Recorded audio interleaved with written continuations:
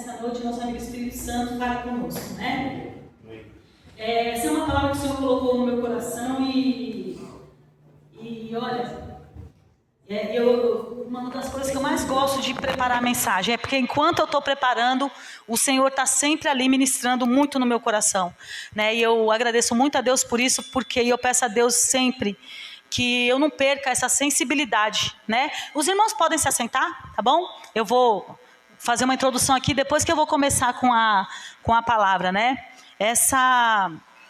O pastor Washington tinha me pedido um spoilerzinho da mensagem, e aí eu passei para ele, mas é sempre assim, quando eu estava ali, de ontem para hoje, algumas coisas mudou, mas o sentido da mensagem é o mesmo, né? Então, nós vimos, né, que há poucos dias, milhões de brasileiros estavam novamente sonhando com o Hexa, né? Eu estava iludidíssima. Quem estava aqui também? Eu estava, né? E aí, o que acontece? Eu estava muito iludida com o Hexa, muito, né? A expectativa era enorme, né? O pastor Luiz Cláudio falou, né? Mas assim, eu continuava, falei, não, pastor, vai dar, né? Eu estava muito iludida, irmãos. A camisa foi vestida, a gente viu as casas se enchendo, né? De bandeirinhas. Eu queria pintar a minha rua, assim, não deu tempo, infelizmente. Mas eu fiquei com inveja, não, mas ciúmes do meu vizinho que pintou a porta dele. Eu falei, gente, que legal. Eu queria. Nem deu tempo de pendurar minha bandeira, enfim. Vai ficar para 2030, que é logo ali. Então, o que aconteceu? Havia uma esperança, que de repente, todo mundo pensava, agora vai. Quando, no primeiro jogo, que a gente assistiu até aqui, lembra? Foi 0-0, mas é o primeiro jogo, quando ganhou o segundo, quando ganhou o terceiro, a gente falou, agora vai. Foi assim ou não foi? Então a gente criou uma expectativa em cima disso. Mas o que aconteceu? Bastou um apito final para que toda a nossa expectativa se transformasse em uma frustração. Talvez não uma frustração, mas uma tristeza. E na verdade a nossa vida ela é cheia de momentos assim, né? Não apenas no futebol. Nós criamos expectativas em pessoas, em oportunidades, em sonhos, em diagnósticos, em promoções, em casamentos, em amizades e muitas vezes, o que acontece conosco? Nós saímos frustrados. Por quê? O problema não é nós criarmos uma expectativa.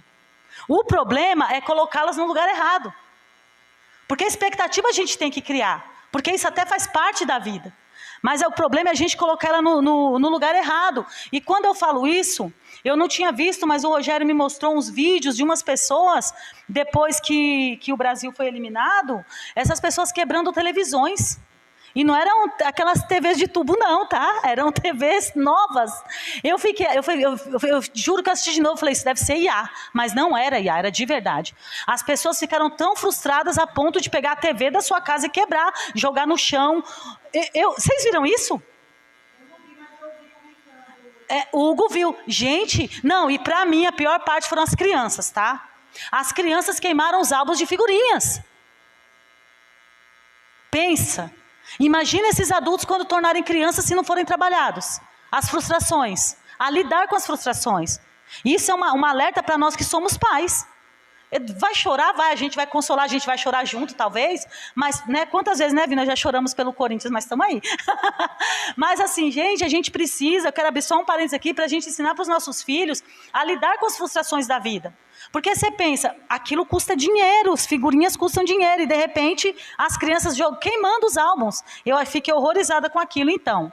Mas eu quero, antes de ler o versículo, eu quero fazer uma pergunta para vocês. Existe alguém que nunca nos decepciona? Calma, um de cada vez. Existe alguém que nunca nos decepciona? Sim. Existe, graças a Deus por isso, né? Graças a Deus por isso. E aqui em Hebreus 12:2, o autor nos responde. Ele responde assim, tendo os olhos fitos em Jesus, ou seja, algumas traduções dizem, olhando firmemente para Jesus, o autor e consumador da nossa fé. Ele, pela alegria que fora proposta, suportou a cruz ao desprezar a vergonha e assentou à direita do trono de Deus. Né? Quem é essa pessoa que nunca nos decepciona? Jesus. Por isso que o autor aos Hebreus, ele fala o quê? Mantendo os olhos fitos em Jesus. E hoje nós vamos falar um pouco sobre isso, sobre o nosso olhar, sobre o nosso coração, sobre aquilo que tem sido o centro da nossa vida, sobre como as frustrações muitas vezes têm nos afastado até mesmo de Cristo.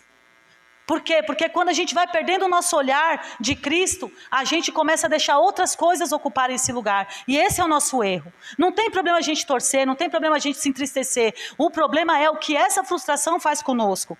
Então eu quero ler aqui Hebreus 12, do 1 ao 3, que diz assim: portanto também nós, uma vez que estamos rodeados por tão grande nuvem de testemunhas, livremo-nos de tudo que nos atrapalha e do pecado que nos envolve e corramos com perseverança a corrida proposta para nós.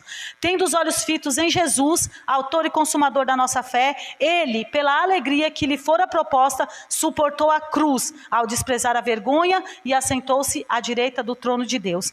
Pensem bem naquele que suportou tal oposição dos pecadores contra si mesmo, para que vocês não se cansem nem desanimem. Ou seja, para que nós não nos cansemos e nem nos desanimemos, né? Então, corramos com perseverança a carreira que nos está proposta, olhando firmemente para Jesus, que é o autor e consumador da nossa fé.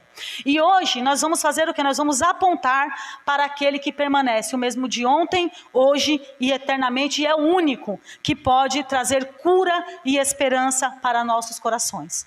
Né? Então, a cruz, irmãos, se nós aqui está falando de Jesus que suportou a cruz não é apenas o lugar onde Jesus morreu, ela é o lugar onde a nossa fé é firmada e de vez em quando onde nossa fé precisa ser reposicionada, né? Porque às vezes a nossa fé está firmada, mas diante de algumas coisas na nossa vida, a nossa fé, o nosso olhar para Cristo, ele toma outro lugar. Então a gente precisa olhar para a cruz de novo para reposicionar a nossa fé.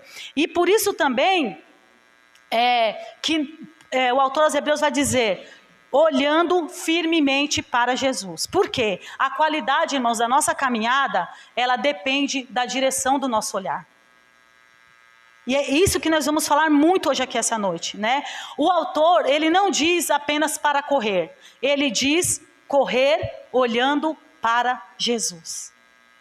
Por quê? Aquilo para onde nós olhamos determina como nós vamos atravessar a nossa corrida. Preparando essa mensagem, eu me recordei de alguns anos ali, bobeira, quando eu estava na 8ª série. Rapidinho, você está rindo, Washington, que isso? Né? Na 8ª série, nós tínhamos aula de educação artística. E algumas vezes nós tínhamos que fazer umas apresentações, né, lá na aula de educação artística. E foi essa mesma professora que nos ensinou a cantar o hino nacional. Ela era alta, assim, ela era uma mulher alta. O Rogério também teve aula com ela, nós estudamos na mesma escola. O nome dela era Silvia Rolim. E ela tinha um cabelão comprido aqui, assim, liso, né? Ela tinha uma franjinha, parecia uma índia. E ela tinha muito amor pelo ensino. E a professora Silvia Rolim, eu não esqueço nunca, na nossa formatura da 8ª série, ela quem nos ensaiou para cantar as músicas e o hino nacional da formatura. E ela falava assim: deitado, ela usava a expressão dela toda, eternamente em berço esplêndido. É por isso que eu sei cantar o hino nacional direitinho, porque eu aprendi logo ali, eu tinha 14 anos, tá? Faz pouco tempo, tá? Enfim. E aí, o que ela fazia? Ela também nos dava aula, dava umas aulas de teatro. E nessas apresentações, a gente fica, parece que não, mas hoje eu sou mais solta, mas eu era muito tímida quando eu era adolescente. Eu era muito tímida, muito tímida. Não, vocês olham assim, difícil de acreditar, mas realmente eu era, né, muito tímida. E aí o que acontecia? A gente ficava assim, mas professora, e ela ensinou uma coisa pra gente que era tímido. Ela falou assim: quando vocês forem se apresentar, vocês não olhem para a plateia. Vocês procurem um ponto fixo. Pode ser um prego, tipo, a distância era assim na sala. Ela falou assim: pode ser um prego ali na parede, mas você não olha para quem está sentado assistindo vocês. Procura olhar fixo lá naquele prego que seja e vocês vão conseguirem. E é engraçado que realmente isso funcionava. A gente não olhava para a plateia, a gente botava os olhos fixos lá na frente e dava tudo certo. Dava tudo certo. E aí, eu percebo que naquele momento ela queria ensinar a gente a encontrar um ponto fixo. Porque nós precisávamos encontrar algo que não se movesse no momento da nossa apresentação. E hoje, diante das adversidades, eu percebo uma mudança. E essa mudança não é que hoje eu não estou mais em uma sala de aula. Não estou mais em uma apresentação quando eu tinha 14 anos. Hoje eu me vejo como uma navegadora diante de uma tempestade. Nós nos vemos hoje como navegadores em meio a uma tempestade. E quando um navegador ele conduz o barco, irmãos, ele não, independente da tempestade ou mar calmo, ele não procura encontrar algo que se move. Ele sempre procura alguma coisa fixa para ele olhar ali no mar. E aí, o que eu quero te dizer essa noite? A cruz, irmãos, é o nosso ponto fixo. A cruz é o nosso ponto fixo. O mundo muda, as pessoas mudam, os sentimentos mudam, as circunstâncias mudam, mas Cristo, Ele permanece. Todos nós em algum momento depositamos nossas esperanças, como eu já disse aqui, em pessoas, às vezes até no nosso ministério. Quantas pessoas estão afastadas da igreja porque depositou a sua esperança no ministério e não foi reconhecida, então está frustrada, né? Nos empregos, quantas pessoas se dedicam horrores aos seus empregos, de repente tem um corte, vai embora e se sente frustrada, desvalorizada, né? Na saúde, né? Ou até mesmo em nós. Quantas vezes nós depositamos nossas esperanças em nós mesmos? E cedo ou tarde nós acabamos descobrindo o quê? Que tudo isso ela pode falhar. A Bíblia, o que eu acho mais lindo na palavra de Deus é que ela nunca prometeu que pessoas seriam perfeitas. Ela sempre nos apontou para Cristo. E é a gente que desvia muitas vezes o olhar. Então o primeiro ponto que eu quero destacar hoje é que os nossos olhos, ele determina a nossa caminhada. Pedro andou sobre as águas. Alguém pode ler aí para mim Mateus 14, 22 ao 33?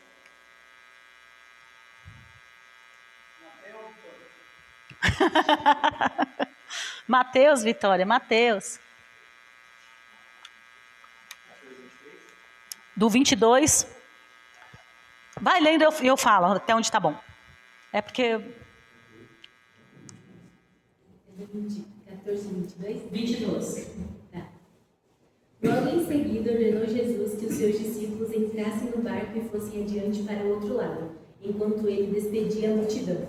Despedida a multidão, ele subiu ao monte para orar em particular. Ao cair da tarde, estava ali sozinho. Entretanto, o barco já estava no meio do mar, atingido pelas ondas, porque o vento era contrário. Na quarta vigília da noite, dirigiu-se Jesus a eles, andando por sobre o mar. Os discípulos, vendo caminhar sobre o mar, assustaram-se, dizendo: "É um fantasma!" e gritaram de medo. Jesus, porém, imediatamente lhes disse: "Coragem, sou eu, não tenham medo." Respondeu-lhe Pedro: "Senhor, se és tu, manda-me ir contigo sobre as águas." E ele disse: "Vem." E Pedro, descendo do barco, andou sobre as águas para ir ter com Jesus. Mas, observando o vento forte, teve medo e, começando a afundar, clamou: "Senhor, salva-me." Imediatamente Jesus estendeu a mão, tomou-lhe e lhe disse: "Homem de pequena fé, por que duvidaste?" Quando entraram no barco, o vento cessou. Então, os que estavam no barco o adoraram, dizendo: "És verdadeiramente o Filho de Deus." Amém. Né? Então a gente vê esse relato, a gente vê o quê? Que enquanto Pedro olhava para Jesus, Pedro andava. Quando Pedro olhou para o vento, Pedro afundou, ou seja, nossos olhos, ele acaba determinando a nossa caminhada. E vocês percebam, o vento já existia antes. As ondas também. O problema nunca foi o vento. O problema foi a direção do olhar de Pedro para o vento. Porque enquanto ele estava olhando para Jesus, ele foi caminhando em direção a Jesus. Aí no momento que, e o próprio texto diz, que ele olhou para o vento. E a partir do momento que ele olhou para o vento, ele começou a afundar. Mas a coisa mais linda, né? Independente de nós afundarmos, Jesus está sempre com o braço estendido para nos trazer de volta. Né, para fazer com que nós voltemos a olhar para Ele. O segundo ponto, a cruz revela um amor que nunca falha. As pessoas abandonaram Jesus ali diante da cruz, Judas traiu, Pedro negou, os discípulos fugiram e mesmo assim Jesus permaneceu na cruz. Enquanto todos desistiram dele, ele não desistia deles e nem de nós. Né? Isso é uma das coisas mais lindas no Evangelho, porque a cruz é a maior prova de que o amor de Deus não depende da fidelidade humana. Louvado seja Deus por isso. Porque você já pensou se o amor de Deus dependesse da nossa fidelidade? Não vamos entrar nesse mérito, que é feio, né? E o terceiro ponto, a ressurreição prova que a última palavra pertence a Deus. Aí a gente vê ali, quando Jesus morreu, quando Jesus foi sepultado, Maria Madalena chorava. Ela olha para o túmulo e só vê o quê? O túmulo. Mas Jesus estava vivo.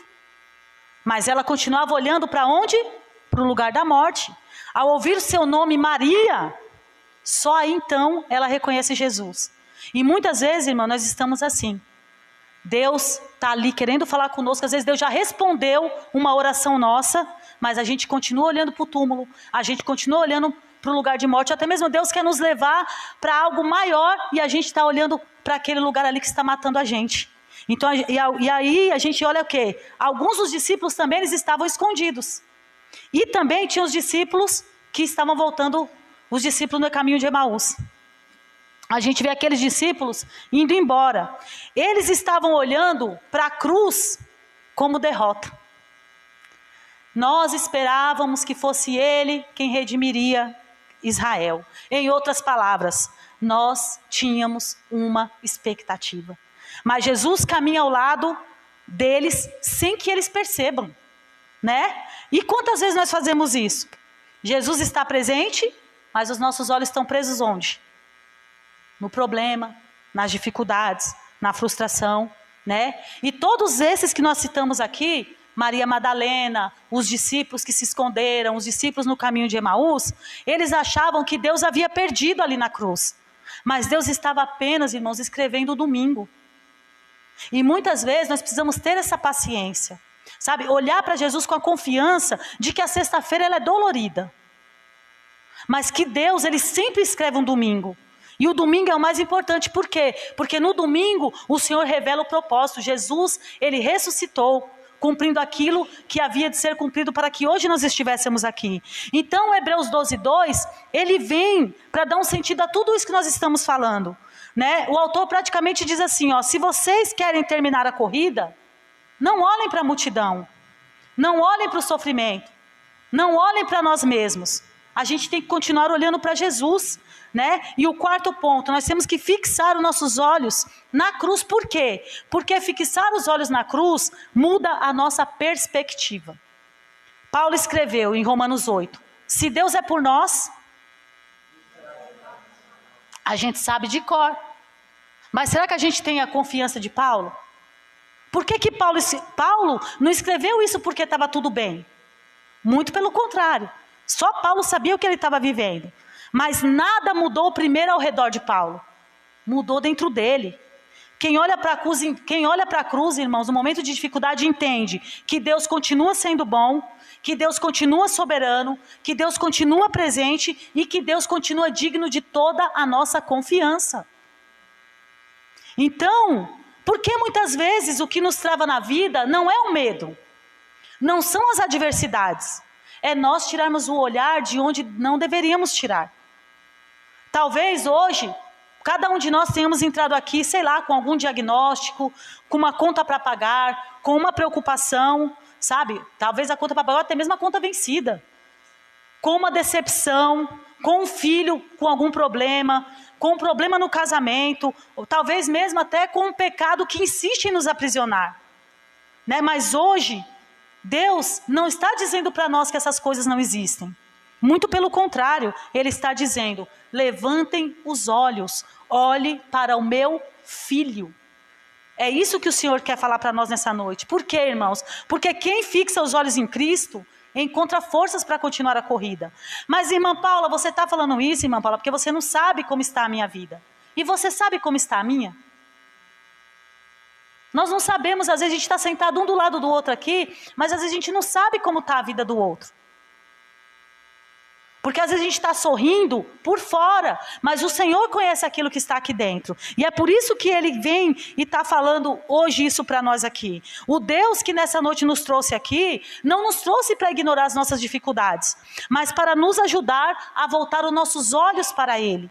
Porque quando nós voltamos os nossos olhos para Ele, a gente tem a perspectiva, a gente consegue enxergar coisas que a nossa natureza humana não consegue. E isso não tem nada a ver com motivação.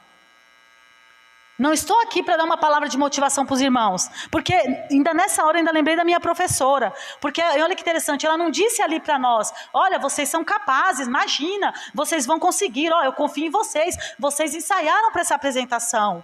Ela não disse isso, ela pelo contrário falou assim, ó, olha, procure um ponto fixo.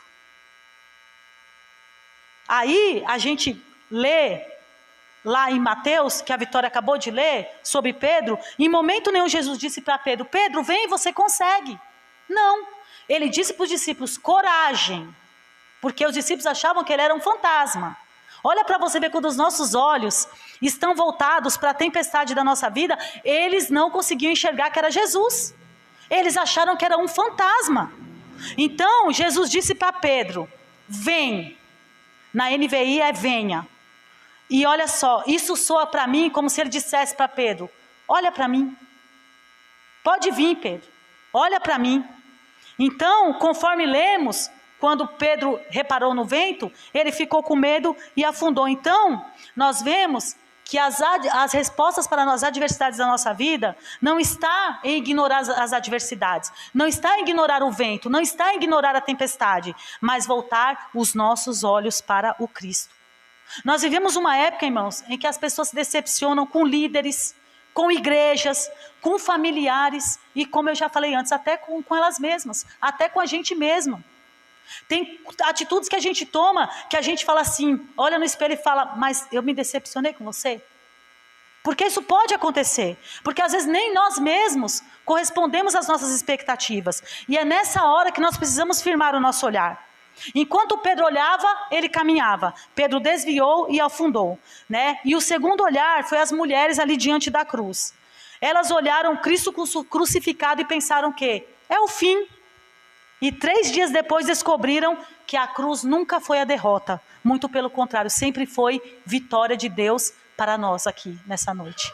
Então, a questão, irmãos, nunca foi o tamanho da tempestade, sempre foi para onde os olhos estavam apontando. E hoje Deus está nos dizendo, filho, levante os seus olhos. Filho, olhe para a cruz. Por quê? Porque quando os nossos olhos encontram Cristo, a esperança deixa de depender das circunstâncias e passa o quê? A descansar naquele que venceu a cruz, venceu a morte e permanece o mesmo para sempre. Esse é o autor e o consumador da nossa fé.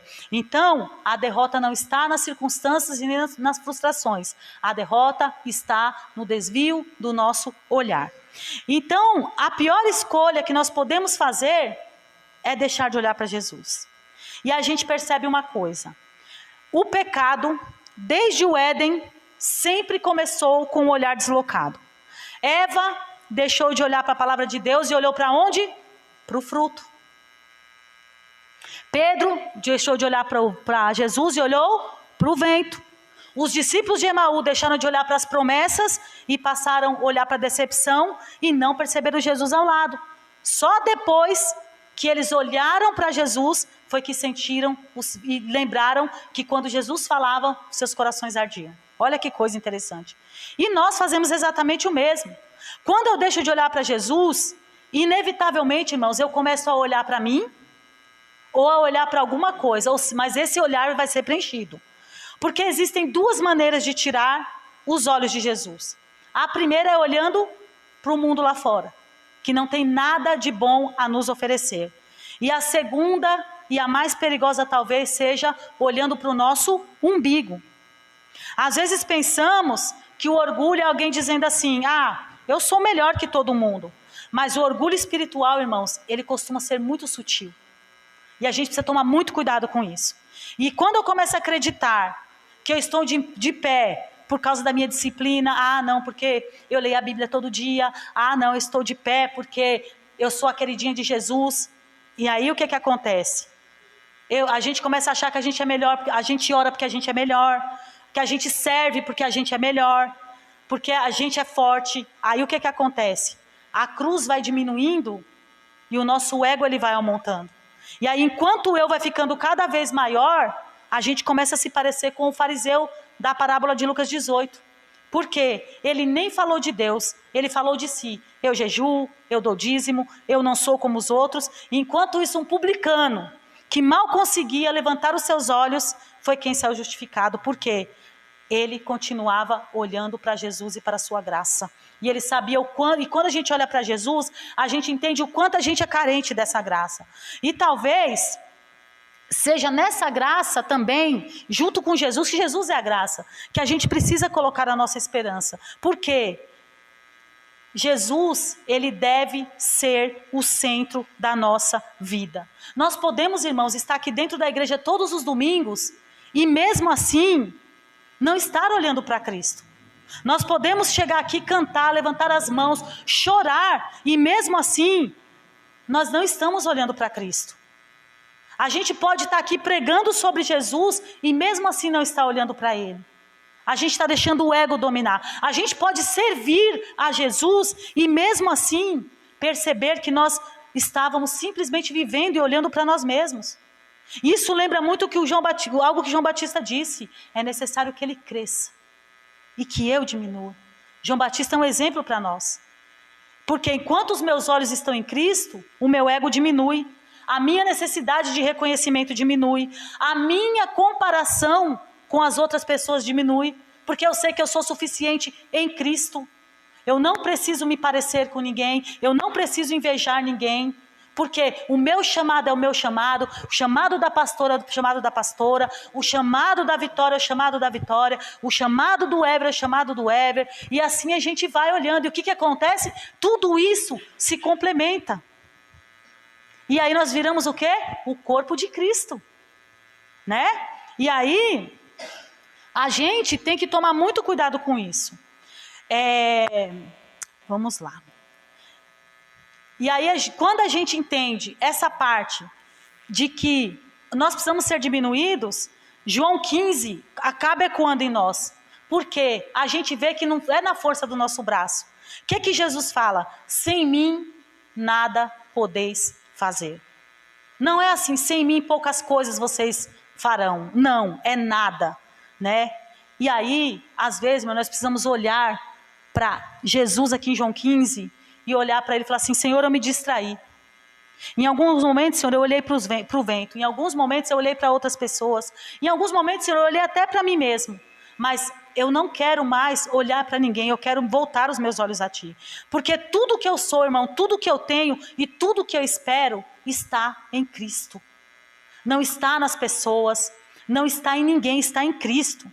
E a pior escolha, eu vou repetir isso durante a mensagem inteira, que nós podemos fazer é deixar de olhar para Jesus. Por quê? Desde o Éden até o Apocalipse, a grande batalha nunca foi entre o bem e o mal. Foi sobre para onde o homem olha. No Éden, os olhos foi para o fruto. No deserto, o povo olhou o quê? Saudade do Egito. Pedro olhou para o vento, os discípulos olharam para a decepção. O jovem rico olhou para suas riquezas. O fariseu olhou para si mesmo. Mas João, em Apocalipse, escreve, eis o Cordeiro. Tipo assim, olhem para ele. Deus dizendo mais uma vez para nós, olhem para o meu filho. E o maior perigo da vida cristã não é deixar de frequentar a igreja, é deixar de contemplar Cristo. Esse é o maior perigo das nossas vidas. Então que nessa noite nós possamos levantar os nossos olhos e olhar para Jesus. Porque nenhum de nós estamos em pé aqui nessa noite porque nós olhamos para nós mesmos. Mas simplesmente porque nós contemplamos o Cristo da esperança, da graça e que nos fortalece para que nós possamos continuar na caminhada. Então, por que Deus insiste tanto para que nós olhemos para Jesus? Porque quando nós olhamos para Jesus, nós vemos primeiramente, irmãos, quem Deus é. Vemos quem realmente somos. Entendemos o preço da nossa salvação. Aprendemos a amar. Encontramos forças para continuar. E o nosso eu, ele começa a perder espaço. E quanto mais contemplamos Cristo, menos espaço nós abrimos para o ego, né? O McCain, ele tem uma frase muito linda que diz assim, para cada olhar para si mesmo, dê 10 olhares para Cristo. Né? Então, para cada olhar que nós venhamos a olhar para nós, devemos dar 10 para Cristo.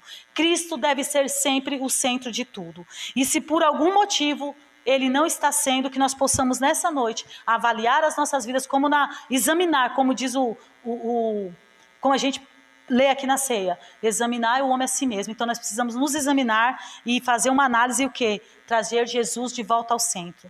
Porque quando Cristo deixa de ser o centro, vocês podem ter certeza, alguma coisa, outra coisa ocupa esse lugar, né? E o inimigo das nossas almas, ele continua trabalhando da mesma maneira. E é o que eu falei, não precisa ele fazer a gente sair da igreja. Ele simplesmente faz com que outras coisas sejam o centro de tudo. Então, o que nós não vamos fazer, eu quero dar um exemplo aqui, ó. Essa parte é uma parte que eu acho muito importante, por quê? É a parte de quando a gente olha para nós, que a gente age como esse fariseu. Não porque ele seja um grande pecador, mas porque ele estava encantado consigo mesmo. Ele orava e ele admirava a própria oração dele. Ele jejuava e ele admirava o próprio jejum.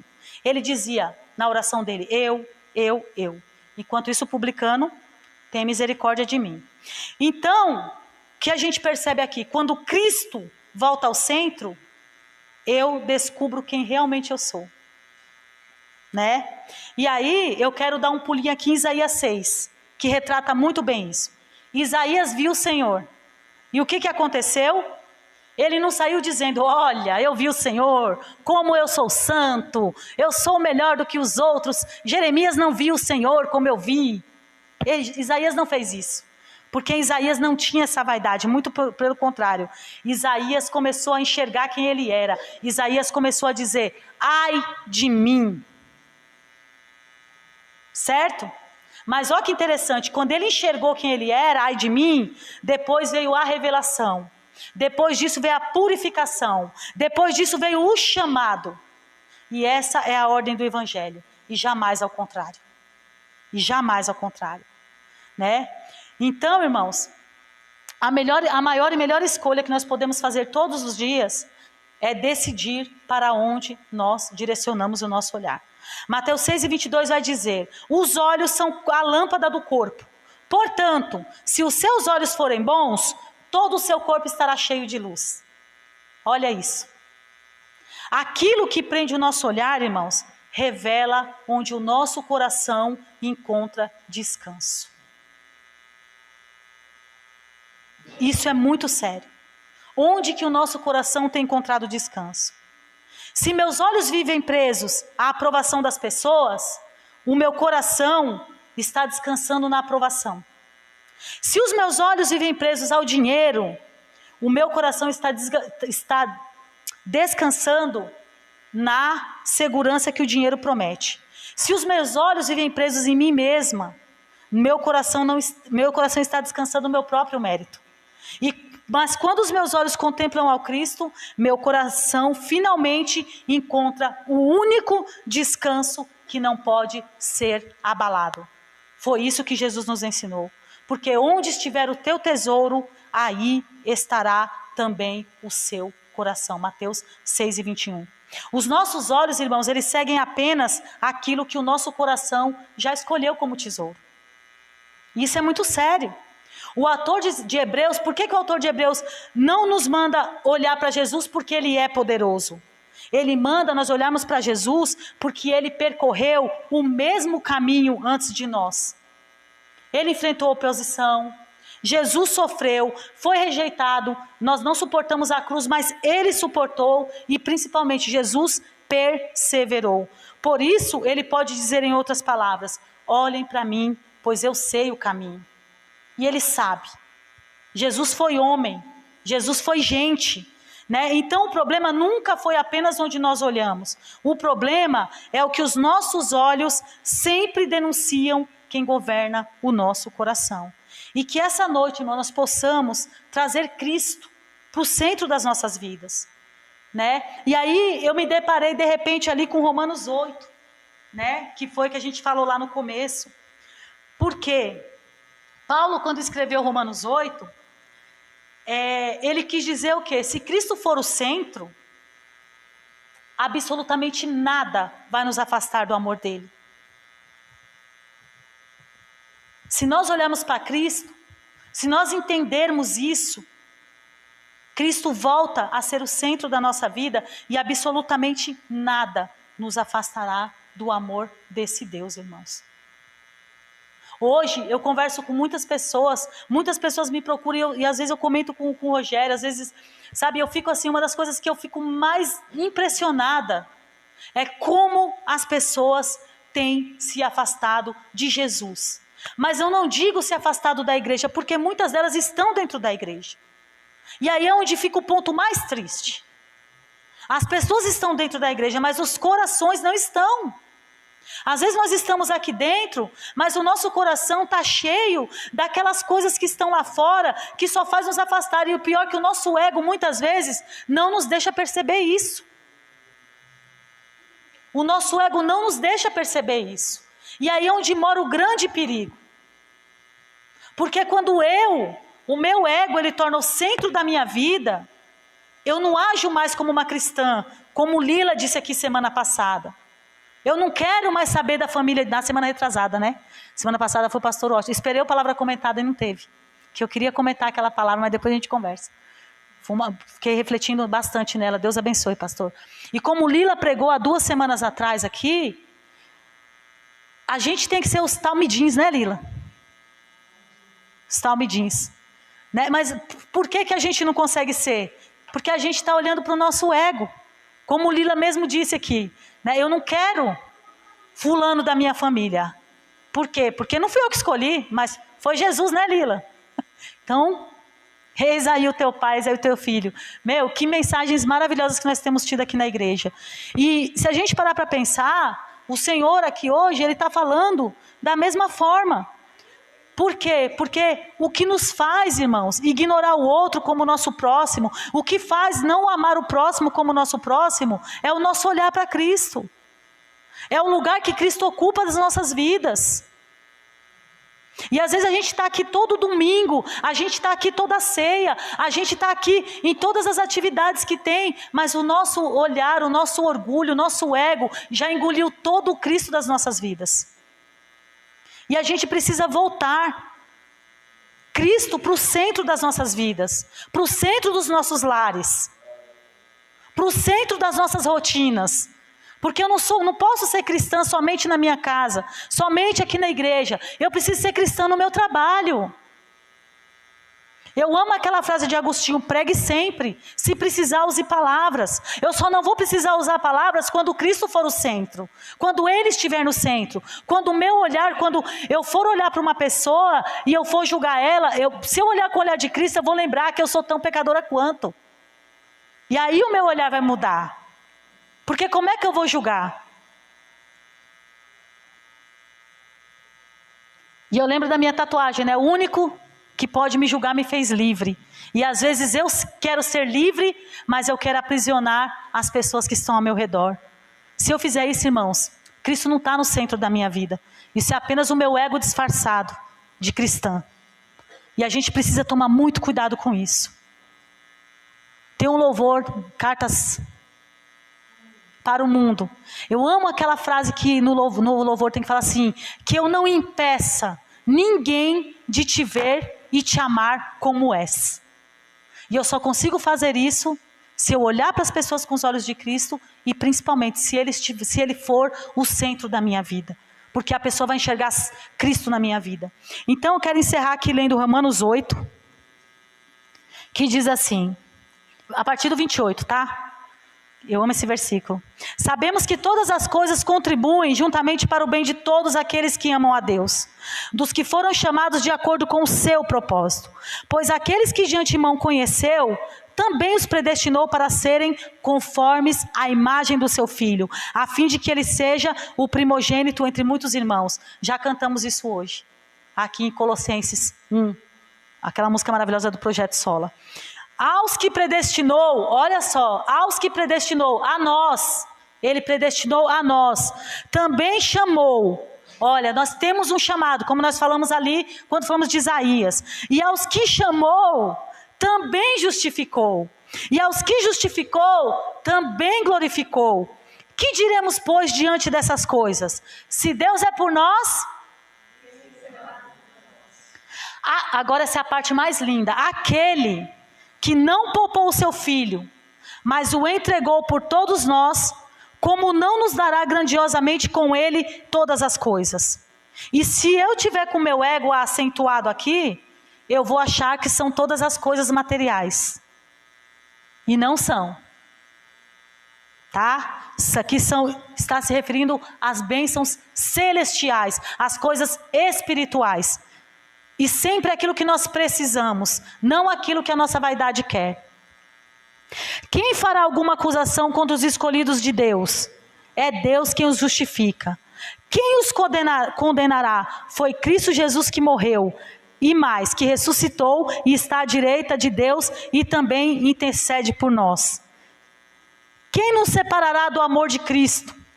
Será a tribulação, a angústia, a perseguição, a fome, a nudez, o perigo ou a espada? Como está escrito: por amor de ti enfrentamos a morte o dia inteiro. Somos considerados como ovelhas destinadas ao matadouro. Mas em todas essas coisas somos mais que vencedores por meio daquele que nos amou. Pois estou convencido de que nem a morte, nem a vida, nem os anjos, nem os demônios, ou as autoridades celestiais, nem o presente, nem o futuro, nem poderes, nem altura, nem profundidade, nem ninguém em toda essa criação será capaz de nos separar do amor de Deus que está em Cristo Jesus, o nosso Senhor. A única coisa, irmãos, capaz de nos afastar desse amor, para que nós não venhamos viver o que o Senhor sonhou para nós, os planos, os propósitos e principalmente o chamado dele para as nossas vidas, é a gente desviar o olhar dele e permitir que outra coisa venha a ser o centro das nossas vidas. Ou que nós mesmos venhamos deixar o nosso ego tomar conta daquilo que Cristo quer fazer em nossas vidas. Então nessa noite, irmãos, que Jesus... Ele seja sempre o centro do nosso ser. Mas, se em algum momento, qualquer um de nós aqui, perceber que a gente deixou Cristo um pouco de lado, que nesta noite nós possamos convidá-lo, para que ele venha voltar para o lugar que é dele. Nós pertencemos a ele, irmãos. Sabe, eu amo aquele versículo que diz assim, que toda língua confessará. Esse versículo me dá uma esperança tão grande. Sabe por quê, irmãos? Porque eu quero ver Jesus sendo o centro da vida daquelas pessoas que eu amo, mas que ainda não conhecem esse amor. Esse é o meu maior desejo. E principalmente, que ele não deixe de ser o centro da minha vida e das nossas vidas aqui nessa noite. E principalmente que ele possa encontrar espaço na vida daqueles que ele já foi o centro um dia e que hoje nós sabemos que estão afastados dele, porque ele não se afasta de nós, né? Como o pastor Washington pregou aqui no domingo passado, ele está ali na porta, né? Ele sempre está na porta, meus irmãos. Então nessa noite eu queria convidar você, pode curvar sua cabeça, queria orar. Pai, nessa noite, Senhor, nós estamos aqui, reconhecendo simplesmente a nossa carência e a nossa dependência de Ti, Senhor. E nesta noite, Pai, o Senhor falou tremendamente comigo através dessa palavra, e que o Senhor possa falar também, Pai, com a Tua igreja, amigo Espírito Santo, cada um receba a sua porção nessa noite. E neste momento, Senhor, eu quero te pedir por bondade e graça, Senhor, que o Senhor possa alcançar cada coração aqui, Senhor. Que o Senhor possa alcançar cada coração que está nos assistindo, Senhor. E se algum dos corações, algum dos nossos corações, Senhor, tenha se afastado de Ti, te tirado do centro, Senhor. Ou se o nosso olhar, Senhor, está em outro lugar que não seja a Ti, Senhor. Se nós estamos nos decepcionando com coisas que nós mesmos procuramos, Senhor, porque nós não estamos olhando para Ti, que nesta noite, Senhor, nós te convidamos. Nós te convidamos para que o Senhor volte a ser o centro das nossas vidas.